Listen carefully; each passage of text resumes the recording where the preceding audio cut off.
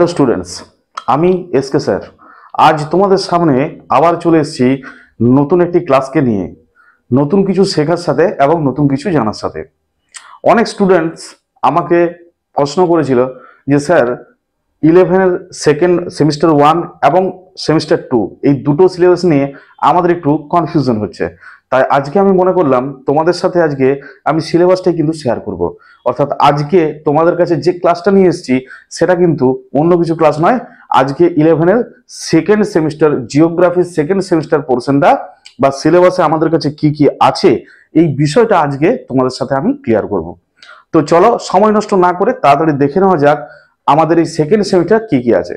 প্রথমেই আমাদের কাছে একটা প্রশ্ন জাগে, অনেক স্টুডেন্টস আছে যারা কিন্তু জানেই না যে প্রথম সেমিস্টার কত মার্কসের হবে এবং কেমন ধরনের প্রশ্ন হবে। আবার দ্বিতীয় অন্যভাবে বলতে গেলে সেকেন্ড সেমিস্টারটা কেমন ধরনের প্রশ্ন থাকবে এবং কত মার্কসের পরীক্ষা হবে। তাহলে প্রথমে আমাদের কাছে উত্তর হচ্ছে, আমাদের এই সেকেন্ড সেমিস্টারের যেটা টোটাল আমাদের এক্সাম হবে সেটা হচ্ছে টোটাল 30 মার্কস, অর্থাৎ 35 নাম্বার। এবং সেই 35 নাম্বার আমাদের কাছে অলরেডি সেমিস্টার 1 যেটা হয়ে গেছে সেটা কিন্তু আমাদের শর্টের উপর বেস করে হয়েছে। অর্থাৎ ফার্স্ট সেমিস্টার যে পরীক্ষাটা হয়েছিল সেটা কিন্তু পুরোটাই শর্ট কোশ্চেনের উপর ভিত্তি করে পরীক্ষাটা হয়েছিল।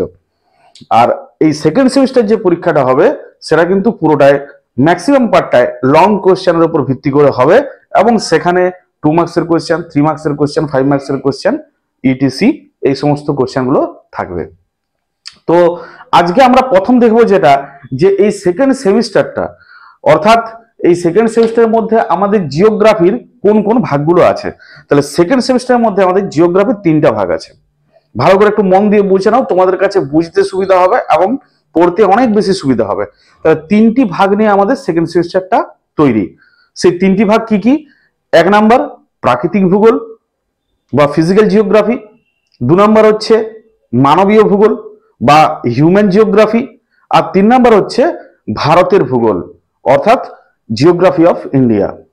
তাহলে এরপর আমাদের কাছে প্রশ্ন হচ্ছে যে স্যার, প্রাকৃতিক ভূগোল থেকে তাহলে কত মার্কস থাকছে?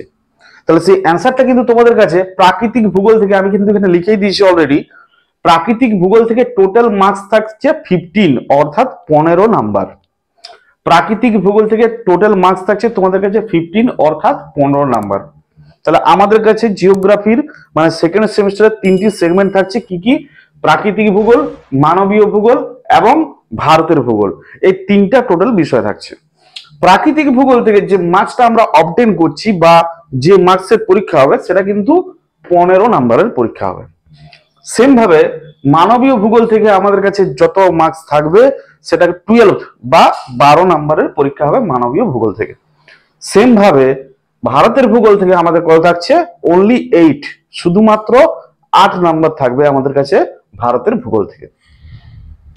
এরপর এখন প্রশ্ন হচ্ছে স্যার, প্রাকৃতিক ভূগোল থেকে তাহলে কোন কোন চ্যাপ্টার গুলো আমাদের কাছে থাকছে? প্রাকৃতিক ভূগোলটাকে সঠিকভাবে যদি তৈরি করতে হয় তাহলে স্যার কোন কোন চ্যাপ্টার গুলো আমাদেরকে করতে হবে? তো এখন প্রশ্ন দেখো, তাহলে প্রথমেই আমাদের যে চ্যাপ্টারের নাম সেটা হচ্ছে সমস্থিতি ও ধারণা। প্রাকৃতিক ভূগোলের প্রথম চ্যাপ্টার, টোটাল আছে 4টা চ্যাপ্টার প্রাকৃতিক ভূগোল থেকে। প্রথম চ্যাপ্টার যেটা হচ্ছে সমস্থিতি ও ধারণা। দ্বিতীয় নাম্বার চ্যাপ্টার হচ্ছে ভূমিরূপ গঠনকারী প্রক্রিয়া। তাহলে প্রথম চ্যাপ্টার গেল সমস্থিতি ও ধারণা, দ্বিতীয় নাম্বার চ্যাপ্টার হচ্ছে ভূমিরূপ গঠনকারী প্রক্রিয়া, এবং তৃতীয় নাম্বার চ্যাপ্টার হচ্ছে আবহাওয়া ও জলবায়ু। তৃতীয় নাম্বার চ্যাপ্টার হচ্ছে আবহাওয়া এবং জলবায়ু। চতুর্থ নাম্বার চ্যাপ্টার হচ্ছে বায়ুমণ্ডল। ব্যাস, এই 4টি শুধুমাত্র চ্যাপ্টার করলেই আমাদের প্রাকৃতিক ভূগোলের কিন্তু কাজ শেষ। শুধুমাত্র 4টি চ্যাপ্টার থাকছে। সেম ভাবে এরপর আসবো আমরা মানবীয় ভূগোল থেকে কোন কোন চ্যাপ্টার গুলো আমাদের কাছে থাকছে। তাহলে মানবীয় ভূগোলের 4টা চ্যাপ্টার আছে। 4টা চ্যাপ্টার কি কি? প্রথম চ্যাপ্টার দ্বিতীয় স্তরের অর্থনৈতিক ক্রিয়াকলাপ। তাহলে দ্বিতীয় স্তরের অর্থনৈতিক ক্রিয়াকলাপ বলতে এখানে কোন কোন বিষয়গুলো থাকে জানো? এটা হচ্ছে এই যে শিল্প, শিল্প কিভাবে হচ্ছে বা কোন একটা জায়গায় শিল্প স্থাপনা কিভাবে হচ্ছে, শিল্প কি কিভাবে কাজকর্ম করছে, এই বিষয়গুলো। তাহলে দ্বিতীয় স্তরের অর্থনৈতিক ক্রিয়াকলাপ। সেকেন্ড চ্যাপ্টার হচ্ছে তৃতীয় স্তরের অর্থনৈতিক ক্রিয়াকলাপ। 3 নাম্বার চ্যাপ্টার চতুর্থ স্তরের অর্থনৈতিক ক্রিয়াকলাপ, এবং 4 নাম্বার চ্যাপ্টার হচ্ছে পঞ্চম স্তরের অর্থনৈতিক ক্রিয়াকলাপ। অর্থাৎ এই অর্থনৈতিক ক্রিয়াকলাপ প্রথম সেমিস্টারে আমরা পড়েছিলাম প্রথম অর্থনৈতিক ক্রিয়াকলাপগুলো, আর সেকেন্ড সেমিস্টারে আমরা পড়বো এই দ্বিতীয় থেকে পঞ্চম পর্যন্ত স্তরের যত সমস্ত অর্থনৈতিক ক্রিয়াকলাপ আছে সেই সমস্ত অর্থনৈতিক ক্রিয়াকলাপগুলো, এগুলো হচ্ছে আমাদের কাছে এই সেকেন্ড সেমিস্টারের মধ্যে সিলেবাস। সেম ভাবে এরপর দেখবো যে আমাদের কাছে নেক্সট সেগমেন্ট অর্থাৎ ভারতের ভূগোল। তাহলে ভারতের ভূগোল থেকে কত মার্কস থাকছে? ভারতের ভূগোল থেকে স্বাভাবিকভাবে 8 মার্কস থাকছে ভারতের ভূগোল থেকে। এবার এখন প্রশ্ন, স্যার তাহলে ভারতের ভূগোল থেকে কোন কোন চ্যাপ্টার গুলো থাকছে? চ্যাপ্টার যেগুলো থাকছে সেটা হচ্ছে 3টা চ্যাপ্টার। তাহলে প্রথমের দুটোতেই কিন্তু গেল আমাদের 4টা করে চ্যাপ্টার। ভারতের ভূগোল থেকে যেহেতু মার্কস কম, অর্থাৎ শুধুমাত্র অনলি 8 মার্কস, সেক্ষেত্রে চ্যাপ্টারের পরিমাণটাও কিন্তু স্বাভাবিকভাবেই কম হবে। তাহলে এখানে কি কি থাকছে? প্রথমে থাকছে ভারতের জলবায়ু, দ্য ক্লাইমেট অফ ইন্ডিয়া, ভারতের জলবায়ু। দ্বিতীয় নাম্বার যাব আমরা ভারতের অরণ্য, ন্যাচারাল ভেজিটেশন অফ ইন্ডিয়া। আর তৃতীয় নাম্বার যাব প্রাকৃতিক দুর্যোগ ও বিপর্যয়, ন্যাচারাল হ্যাজার্ড অ্যান্ড ডিজাস্টার্স। তো এই হচ্ছে আমাদের 3টা চ্যাপ্টার, মানে ভারতের ভূগোল থেকে জাস্ট অনলি 3 চ্যাপ্টার। তাহলে আমরা এই টোটাল সেমিস্টারটা আমাদের কাছে কত? 35 মার্কসের। এবং সেখানে কোশ্চেন গুলো কেমন প্যাটার্নের হয়ে থাকবে? 2 মার্কসের কোশ্চেন থাকবে, 3 মার্কসের কোশ্চেন থাকবে, 5 মার্কসের কোশ্চেন থাকবে। এছাড়াও ওই যোগ করা বা বিশেষ কিছু লেজুর কোশ্চেন, 2-একটা শর্ট কোশ্চেন থেকে যেতে পারে। তো স্বাভাবিকভাবেই পুরো সিলেবাসটা আমি তোমাদের সাথে শেয়ার করলাম। আশা করছি পরিষ্কারভাবে তোমরা বুঝতে পেরেছো যে জিওগ্রাফির ক্ষেত্রে বা ভূগোলের ক্ষেত্রে সেকেন্ড সেমিস্টারে আমাদের কি কি সিলেবাস হবে। তো স্বাভাবিকভাবেই আমাদের বাঙালির উৎসব সব কেটে গেছে, তোমরা কিন্তু এরপর পড়াশোনা শুরু করে দাও। এখনো পর্যন্ত যারা কিন্তু পড়াশোনা করনি তাদের কিন্তু অবশ্যই এরপর শুরু করে দেওয়া উচিত, না হলে কিন্তু তোমরা সিলেবাস কভার করতে পারবে না। আর তোমাদেরকে এই যে আমি যেটা এখানে বোর্ডে করে দেখালাম, এটা ডেসক্রিপশন বক্সে যাবে এবং সেখানের মধ্যে তুমি দেখবে যে এখানে পিডিএফ আকারে এটা করে দেওয়া আছে।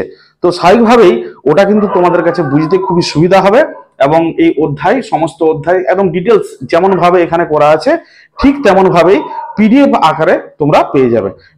নিচের ডেসক্রিপশন বক্সে যাবে এবং সেখানে যেয়ে পরে তোমরা পিডিএফটি ডাউনলোড করবে এবং খুব ভালো করে এই সেকেন্ড সেমিস্টারটা পরীক্ষাটা দাও। অনেকেরই প্রথম পরীক্ষা ফার্স্ট সেমিস্টারটা যেহেতু সিলেবাস চেঞ্জ হয়েছে, অনেকেরই ভালো হয়েছে, আবার অনেকেরই খারাপ হয়েছে। তো আমি চাই না দ্বিতীয় বা সেকেন্ড সেমিস্টার তোমাদের কাছে খারাপ হোক। তো স্বাভাবিকভাবে ভালো করে পড়াশোনা করো। অন্যদিন দেখা হচ্ছে অন্য কিছু ক্লাসের সাথে, নতুন কিছু শেখার সাথে, নতুন কিছু জানার সাথে এবং এসকে স্যারের সাথে।